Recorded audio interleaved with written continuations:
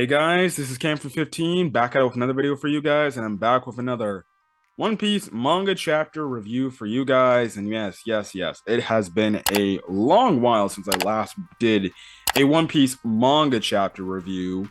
But hey, I'm here doing my One Piece manga chapter review for you guys because this chapter was absolutely insane, and the future of this story is absolutely crazy because now the Marines, they've stepped their game up. The world government has stepped their game up with the Seraphim pacifistas, pretty much. But overall, the last few chapters I thought were really good, really shocking, crazy stuff with the Cross Guild. You know, the whole leaving Wano. I was bummed out. I know I never did a video about it or a review about it, but I was bummed out that Yamato wasn't going to join the Straw Hats on their journey. I thought she was going to, but she's not. Now, this episode, it filled in a lot of holes that a lot of people had issues with the ending of the Wano arc. And then it kind of also clarified my issues with kind of not bringing Yamato along, which I heard somebody, a reviewer, I think it was Tekking, who I love to watch. I think he said it's like kind of similar. This Yamato thing with her staying behind is kind of similar to what Jinbei did at the end of Whole Cake Island, to where he pretty much told, where Luffy pretty much told Jinbei, I'm gonna be in Wano, so meet me there. Don't die. And everything. But I feel like Yamato would definitely, this isn't going to be the last time we see Yamato. I definitely do believe we're going to see her again. Will she be a member of the crew? I don't know. The only way I could see her being a member of the crew at this point is probably like, I don't know, maybe end of the story where she's like, all right, I'm joining you guys, or the last arc whenever she returns, before I guess maybe the final arc, not saga, but arc. But well, yeah, but anyways, let's get into this stuff. Let's get into it. So the cover pages of the Germa double six escape. I know the last few weeks Caesar's been there, and Caesar uses his hallucinogenic gas to be able to pretty much stop Katakuri and Oven from pretty much taking over and dominating everybody. So now Katakuri and Oven are attacking each other because the hallucinogenic gas. So yes. Anyways, this chapter is called chapter 1059, titled "The Matter Involving Captain Kobe." So the chapter starts off with Marco pretty much talking to Shanks' crew, and pretty much he was getting a ride from Shanks' crew to get pretty much back to Sphinx Island, which I think that's where the Straw Hats are actually headed next. I think that's the island they're headed next, but we see later on he's like saying goodbye, like he's not going to see them again for a while. But okay, I believe if you line the maps up correctly, they're headed to Sphinx Island. I only got that because I watched Tekking, so yes. But the thing is, what is it? Shanks tried to ask Marco to join his crew, but Marco was like, I'm too old for that shit. Even though it's like he's like in like his still like early to mid 40s. He's still fairly young in the story. 40 is like fairly young, but I guess in the One Piece story, you got people saying 40 is old. So yeah, but that's the thing. Now, we get a flashback in Wano, and pretty much this is when we get the understanding of why Yamato ultimately didn't come. So she pretty much tells Luffy, like, listen, I'm not going to join with you guys on your voyage, even though I really want to, but I have to stay here because of the incidents with Green Bull, in the fight against Green Bull. I saw that these guys pretty much, even though they're all strong in their own ways, they're not as strong as me. And if I go away, and if I go with you guys, then it gives free reign of terror for anybody to, whether it's pirate or Marines, to come back and return to Wano. And she makes the point like, well, with Kaido being gone, there's really no super protector, no reason why somebody would not want to go to this country.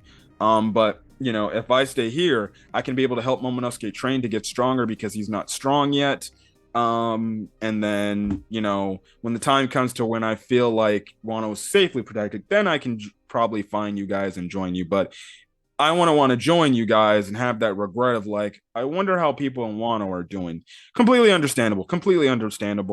Makes sense from her character point of view. So the whole thing about her wanting to see in the entirety of Wano was absolutely a BS. She only did that to pretty much, I guess, keep Momonosuke's mindset at ease. But that's really honest to God the truth, the reason why that she's staying back in Wano.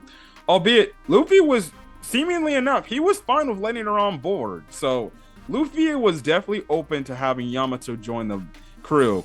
But like I said, it sucks. But now that she made this point, I'm like, I understand it a bit more. I still wish she could join, but like I said, maybe she joins at a later point in time. Maybe an arc or two later, she joins back and she's officially a member. But Luffy did mention when they left Wano, up to Momonosuke, Kinemon, and Yamato that, if you guys want to join my crew, you guys are more than welcome to. You just have to find us, pretty much. So yeah. Now she goes on to say that she'll take care of Momonosuke and the others. Zora's like, listen, Momo's got a lot of pride, so don't do that. So yeah, obviously Sanji, he's kind of depressed because he knows he can get away with taking free baths with Yamato because she pretty much calls herself a man. She calls herself Kozuki Oden. So I don't blame him. I was just as sad too, Sanji. So yes. I don't know if it's me, but I feel like now that Momonosuke is older, he's aged, his body aged up. I don't know if it's just me, but are they trying to like maybe throw a ship between him and Yamato? I know really they it just be out of the blue, but technically Momonosuke could just like, aren't they now like similarly like the same age to each other? Unless I'm missing my correct in terms of, and what I mean by Momonosuke, I know he's like the mind of like pretty much a 10-year-old, and Momonosuke is technically a 10-year-old, but he has like the body of like a 27-year-old, which I think is the same age as Yamato, if not Yamato's slightly older than him. So I don't know if it's the thing like maybe I don't know, maybe like I don't know, maybe we, after the story's over, we cut over and maybe I don't know, Momonosuke and Yamato are like married to each other, and she's the wife to the Shogun of Wano. Don't know, could be a possibility, which would be freaking crazy. So in a way, I guess Kaido's whole prediction of having Yamato rule over Wano, it would somewhat come true. I guess that's just me. If you don't think so and you think it's weird, more than welcome. I'm just throwing that out there because I watched the One Piece episode. I'm like, I was thinking, are they trying to throw it out there that Yamato and Momonosuke, especially when he gets older, or now that he's in his older state, are they just gonna hook up and get married? Because they have a lot of connection to each other, not only from the war on Onigashima, but it's just like she's like, I'll train him and get stronger. I'm like, are they gonna have like some sort of bond to where it's like eventually Momonosuke is just gonna be like, hey, let's get married or something like that? It wouldn't make sense. So we'll see. Also, before the flashback ends, Marco is flying overhead and he's like, oh yeah, hey Straw Hat, I'm just gonna let you know I'm gonna head out. Earlier I saw somebody in the distance, so I'm gonna go out with them. And Luffy pretty much finally gets to say his thank you to Marco for saving him, because he never got to say that at the end of the at the end of Marineford, because he was pretty much passed out due to the death of Ace. Pretty much Marco's like, listen dude, that's thank you for that, but I know Ace would be happy to see where you're at now.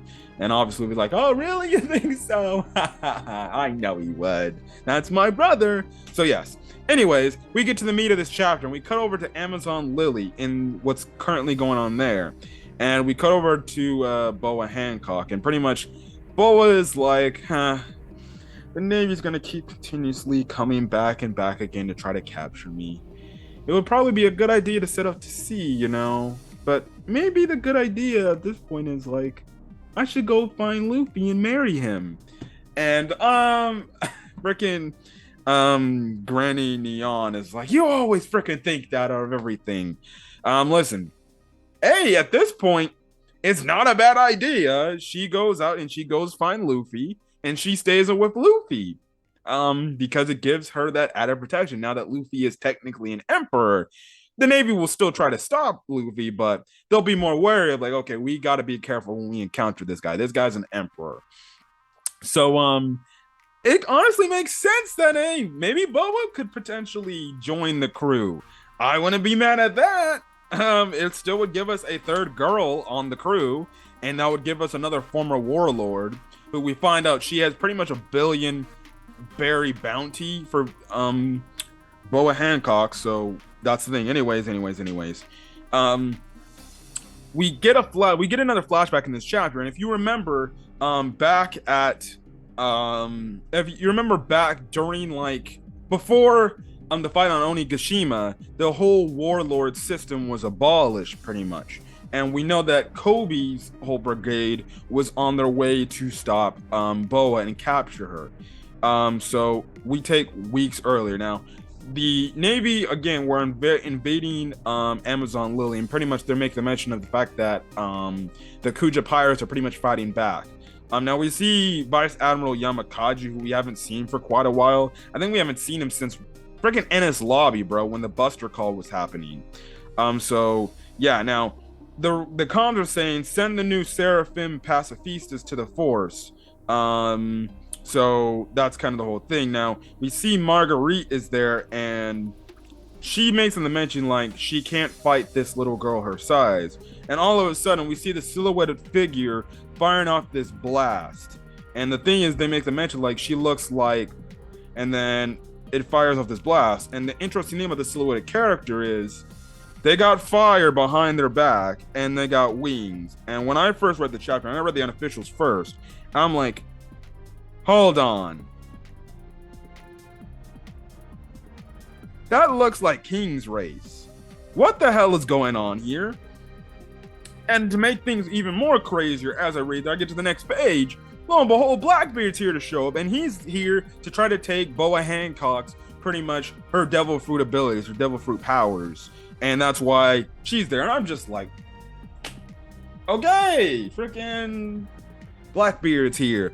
And again, this is like the first time we've seen Blackbeard in honest to God action since the times. The last time we saw him was chilling on when he was on the one on his at his home base area. That was the first time we saw him, but this is the first time we see him in action in quite a while. So that's the thing. Now the Marines make the whole thing the fact that Blackbeard's here and stuff like that. So that's kind of the thing. So Blackbeard makes his crazy stuff.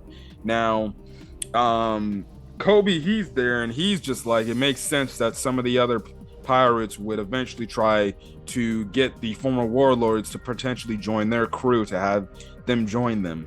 So yeah, now Kobe is trying to tell Boa, like, listen, I'm not here to fight you, Boa.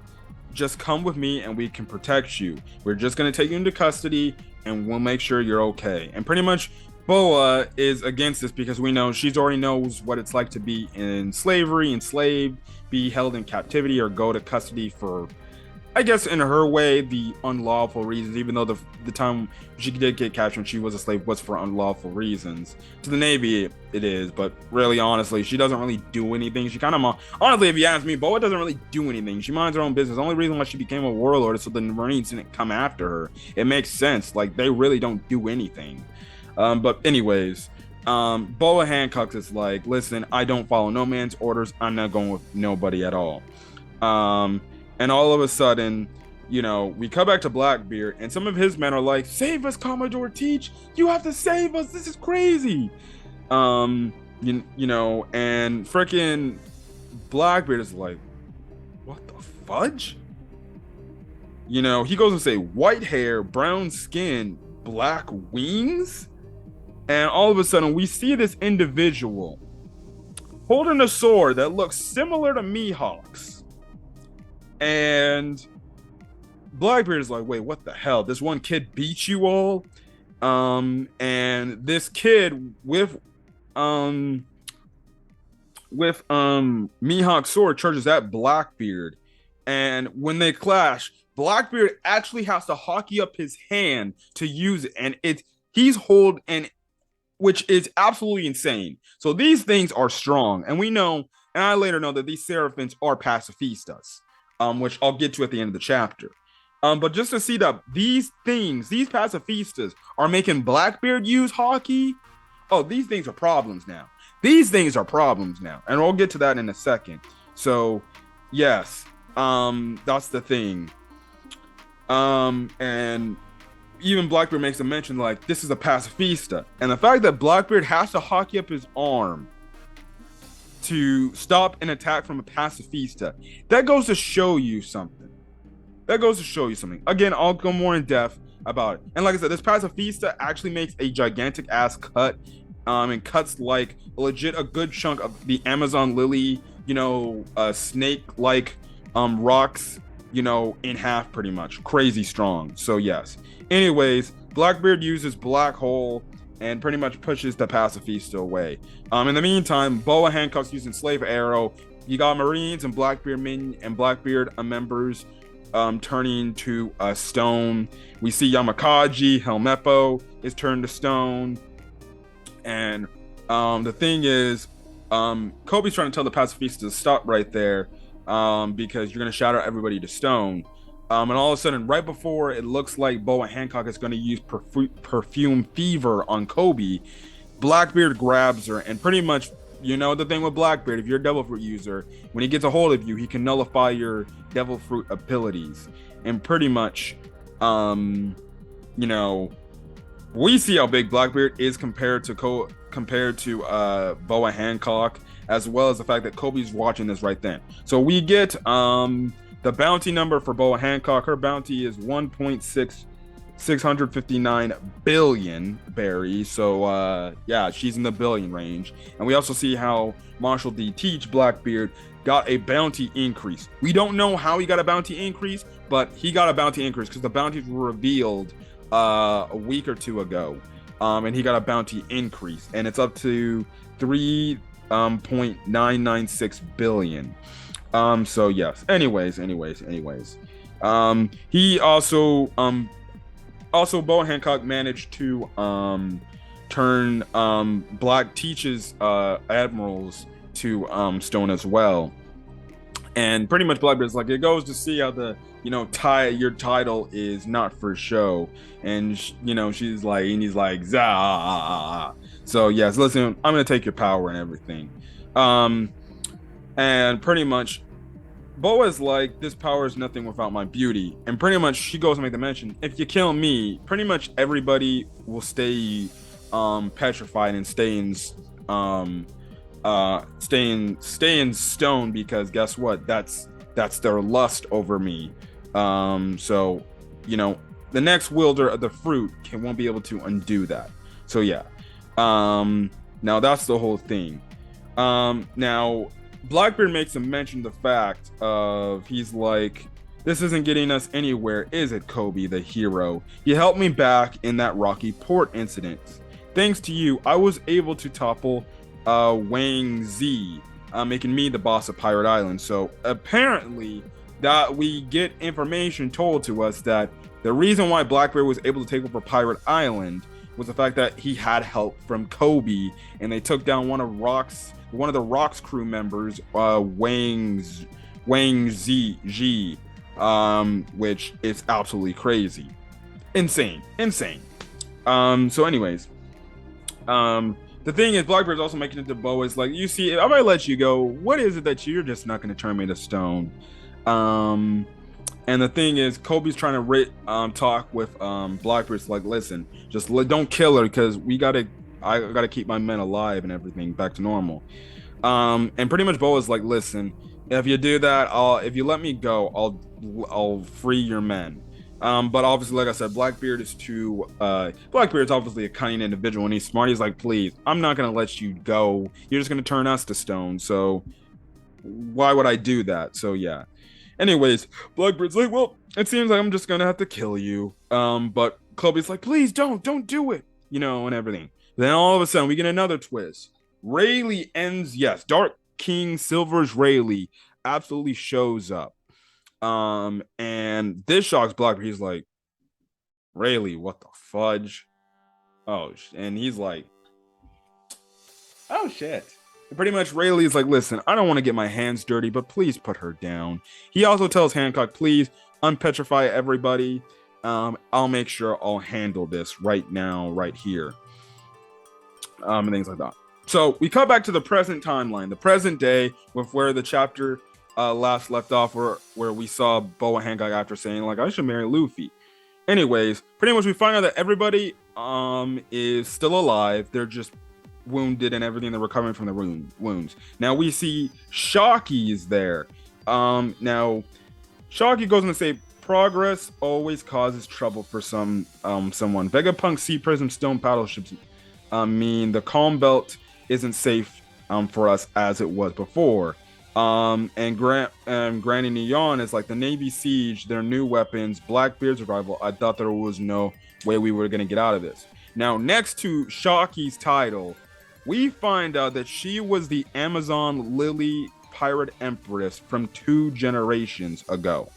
Now, Grandma Neon was the Pirate Empress of 3 generations ago, and she told Boa Hancock when she was falling in love with Luffy is the fact that the reason why the Pirate Empress, the previous Pirate Empresses, died out is because, well, they fell in love and they got love sickness, and that's the thing. Well, we find out that apparently, I guess in a way, it's kind of confirmed that Shocky and Rayleigh are a thing.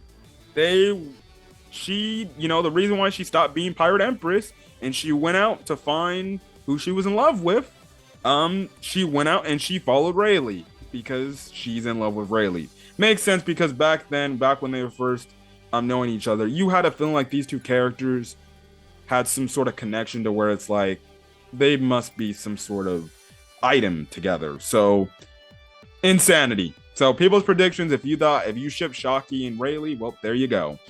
So yes. Now Rayleigh makes a pretty much crazy quote saying, yeah, if me and Blackbeard actually fought, I don't know if I would have been able to win that fight. And that's actually crazy because, well, it's Rayleigh. He's part of the Pirate King's crew, but makes sense. He's like pretty much in his late 70s, so kind of makes sense and everything. So that's crazy. Anyways, the chapter ends off with Shocky saying, so the Navy thinks those new weapons are a replacement for you warlords. This Boa Hancock Sisters makes the mention is like, even by the end, there wasn't a single scratch on you 2. On those 2. And pretty much we find out one of the new pacifistas looked like Boa Hancock herself, a kid version of Boa Hancock. And then the chapter ends with the fact that it seems like that Kobe was apparently taken captive by the Blackbeard pirates. And that's where the chapter ends off. No break. Crazy. So 1. I don't know why. Maybe Kobe offered himself up to say, hey, let her go. I'll go with you to resolute things. Now, if you know, Aokiji is in the Blackbeard Pirates crew.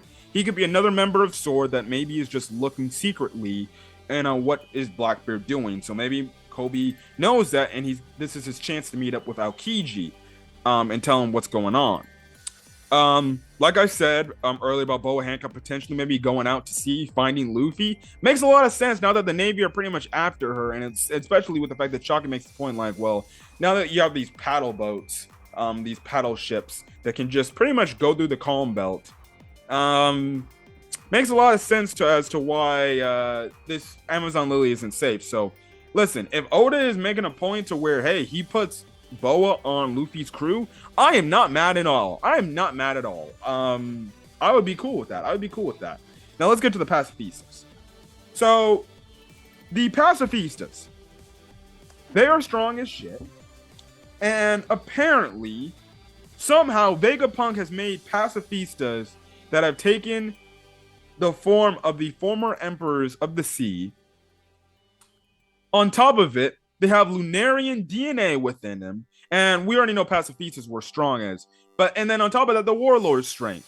So he's getting DNA from the Lunarians, the extinct race of King, and now he's apparently somehow got DNA of the warlords. So that means, and like I said, the other pacifista we saw was the pacifista version of Mihawk because he had Mihawk's sword, and we saw another one with Boa, and they have stars in their eyes.